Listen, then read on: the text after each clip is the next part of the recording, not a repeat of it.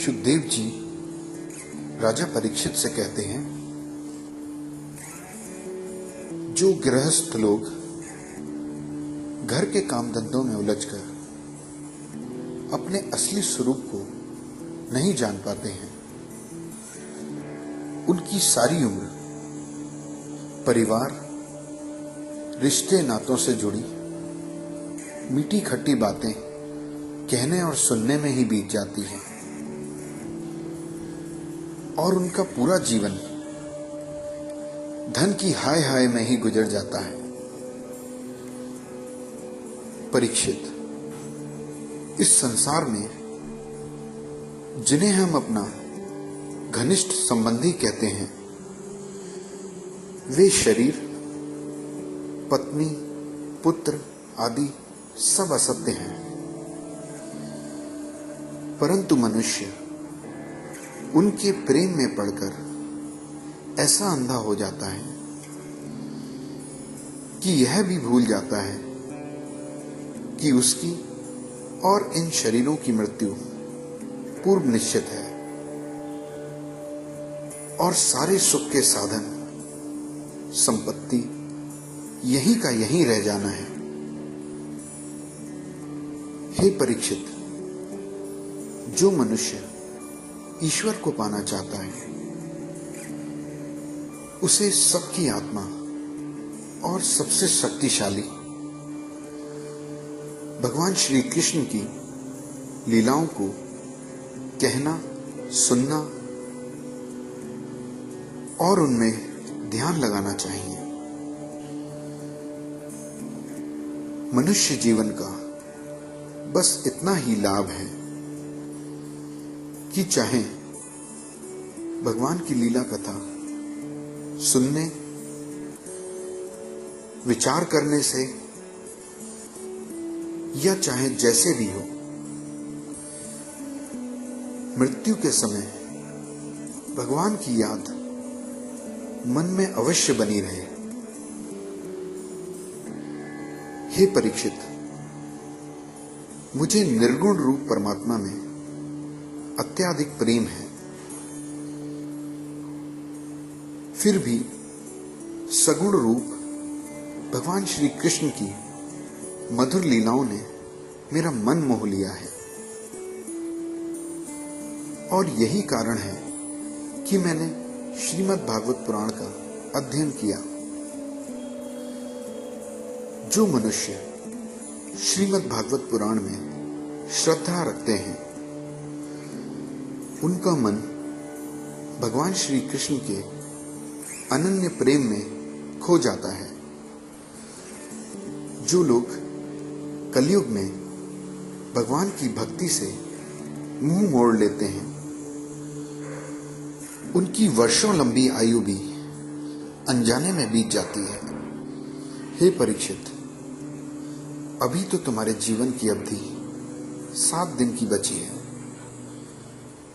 इस बीच ही तुम्हें ईश्वर की प्राप्ति के मार्ग पर चलना है और श्रीमद् भागवत पुराण ही एकमात्र रास्ता है जो तुम्हें इन 7 दिनों में भी ईश्वर की प्राप्ति कराने की शक्ति रखता है।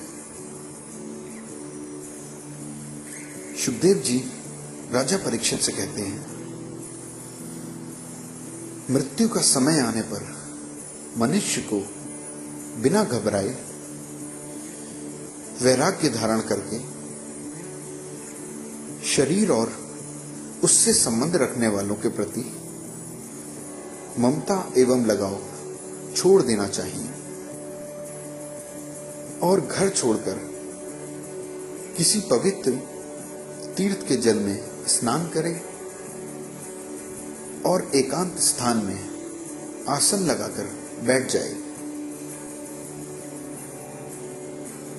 उसके पश्चात परम पवित्र ओम का मन ही मन जाप करे।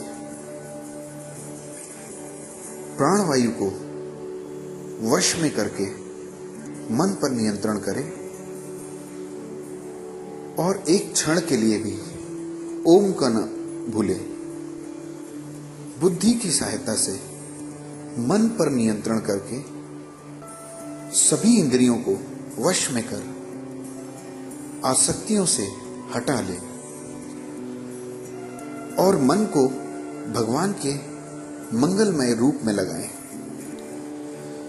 मन पर नियंत्रण करके पूरा ध्यान भगवान के श्री विग्रह में से किसी एक अंग पर लगाएं। इस प्रकार एक एक अंग का ध्यान करते करते अपने मन को भगवान के स्वरूप में ऐसा लगा दे कि फिर किसी दूसरी वस्तु का आभास ही न हो। यही भगवान विष्णु का परम पद कहा जाता है, जिसे प्राप्त करके मन भगवान के प्रेम में डूब जाता है। यदि भगवान का ध्यान करते समय मन में इच्छाएं, आसक्तियां और मद आने लगे तो घबराएं नहीं और धैर्यपूर्वक भगवान के ध्यान में रमे रहें, क्योंकि जब ध्यान में योगी परमपिता परमात्मा को देखता है तब उसे अविलंब ही भक्ति योग की प्राप्ति हो जाती है। परीक्षित ने पूछा, हे ब्राह्मण, ईश्वर के किस रूप का ध्यान करना चाहिए और ध्यान की विधि क्या होगी जो शीघ्र से शीघ्र मनुष्य के मन का मैल मिटा दे? सुखदेव जी ने कहा, ओम के द्वारा श्वास, मोह और इंद्रियों को वश में करके मन को भगवान के स्थूल रूप में लगाना चाहिए। इस पूरे ब्रह्मांड में जो कुछ कभी था, है या होगा, जो कुछ इन आंखों से दिखाई पड़ता है, वही भगवान का स्थूल या कहें तो विराट शरीर है। पानी, आग, हवा, आकाश, मद, बुद्धि और प्रकृति, इन 7 आवरणों से घिरे हुए इस ब्रह्मांड रूपी शरीर को धारण किए हुए जो विराट पुरुष भगवान हैं, हमें उन्हीं का ध्यान करना चाहिए। ज्ञानी लोग भगवान के उस स्वरूप का इस प्रकार वर्णन करते हैं, यह समस्त भूमंडल 50 करोड़ योजन विस्तार वाला है। एक योजन आज के युग के 15-16 किलोमीटर के बराबर होता है। इसकी ऊंचाई 70,000 योजन है। इसके नीचे 7 पाताल नगरियां हैं। वहां दैत्य, दानव और नाग तरह तरह की क्रीड़ाएं करते हुए निवास करते हैं। इसमें 7वां लोक, जिसे पाताल लोक कहते हैं, भगवान के पैरों के तलवे हैं। 6ठा तल, जिसे रसातल कहते हैं, वे भगवान की एड़ियां और पंजे हैं।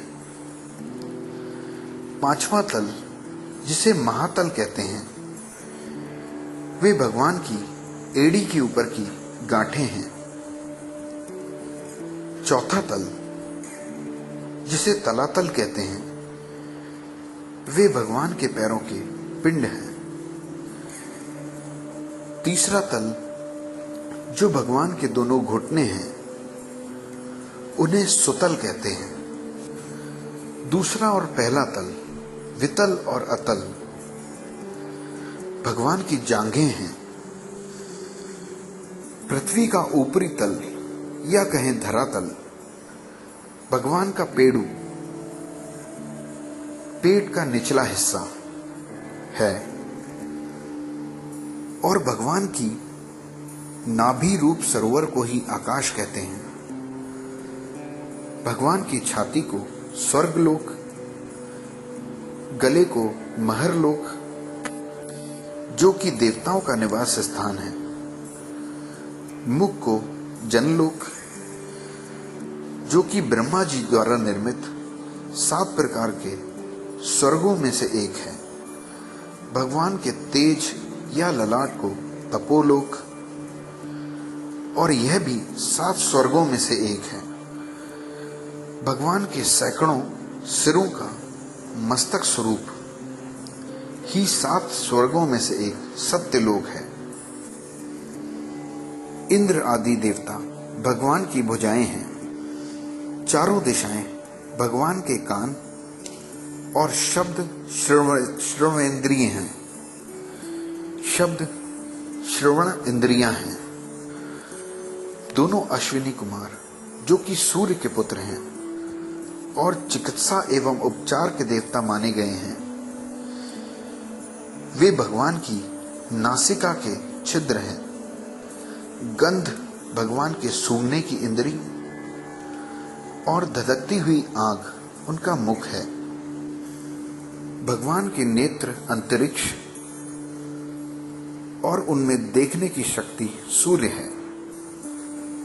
भगवान की दोनों पलकें रात और दिन और उनकी भौहों से प्रकट होने वाली भाव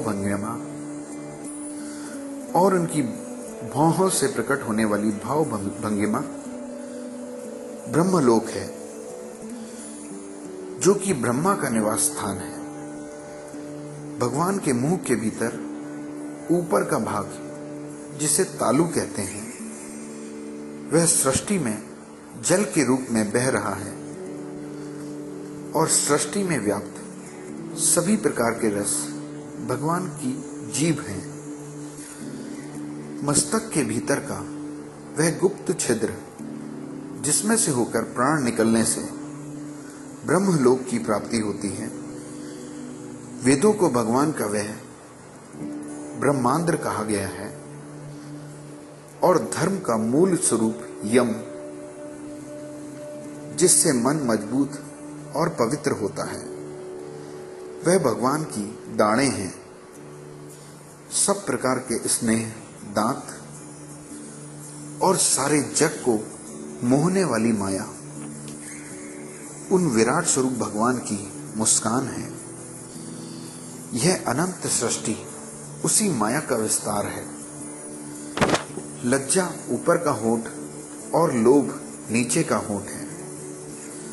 धर्म स्तन और अधर्म पीठ है।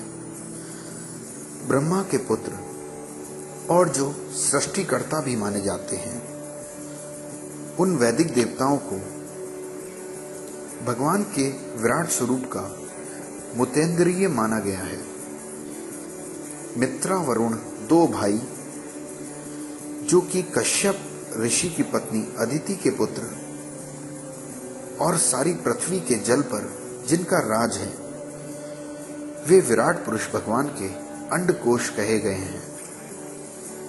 समुद्र कोख और बड़े बड़े पर्वत विराट पुरुष की हड्डियां हैं।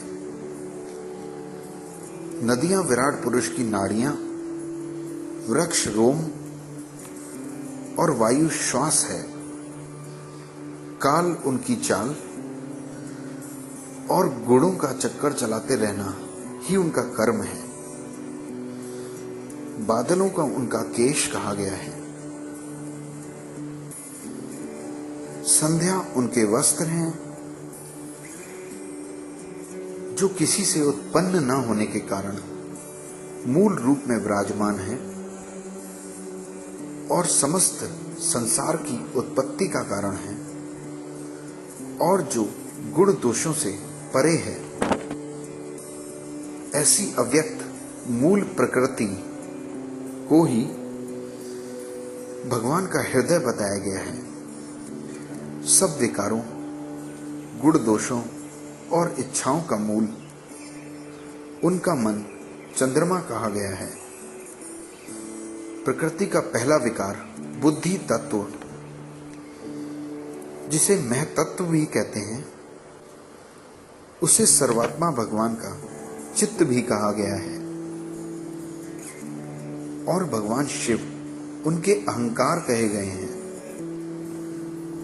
घोड़े खच्चर ऊंट हाथी उनके नाखून हैं। वन में रहने वाले सारे मृग पशु पक्षी उनकी कमर में स्थित हैं। तरह तरह के पक्षी उनकी अद्भुत निर्माण की कला है। स्वयंभू मनु उनकी बुद्धि और मनु की संतान मनुष्य उनके निवास स्थान है। वे मनुष्यों के हृदय में निवास करते हैं। भगवान के षडज आदि स्वर, जो कि संगीत के पहले स्वर कहलाते हैं, गंधर्व, भगवान शिव के सहायक विद्याधर, देवताओं की स्तुति करने वाले चारण और अप्सराएं, ये सब उसी स्वर की स्मृति हैं। दैत्य उनके वीर, ब्राह्मण मुख, क्षत्रिय भुजाएं, वैश्य जंघाएं और शूद्र उन विराट पुरुष के चरण हैं। अलग अलग देवताओं के नाम से जो तरह तरह के यज्ञ किए जाते हैं, वे उन विराट पुरुष के कर्म हैं। परीक्षित, विराट भगवान के स्थूल शरीर का यही स्वरूप है। इसी में ज्ञानी पुरुष बुद्धि के द्वारा मन को स्थिर करते हैं, क्योंकि इससे भिन्न इस सृष्टि में कोई दूसरी वस्तु है ही नहीं। जैसे स्वप्न देखने वाला स्वप्न में अपने आप को विविध रूपों और स्थानों पर देखता है, उसी प्रकार जब जीवों की बुद्धि और इंद्रियां के द्वारा सब कुछ महसूस करने वाला अंतर्यामी परमात्मा भी एक ही है,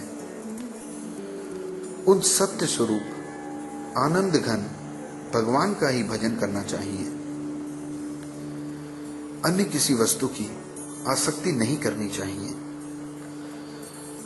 यह आसक्ति ही तो जीव के आध्यात्मिक पतन का कारण है।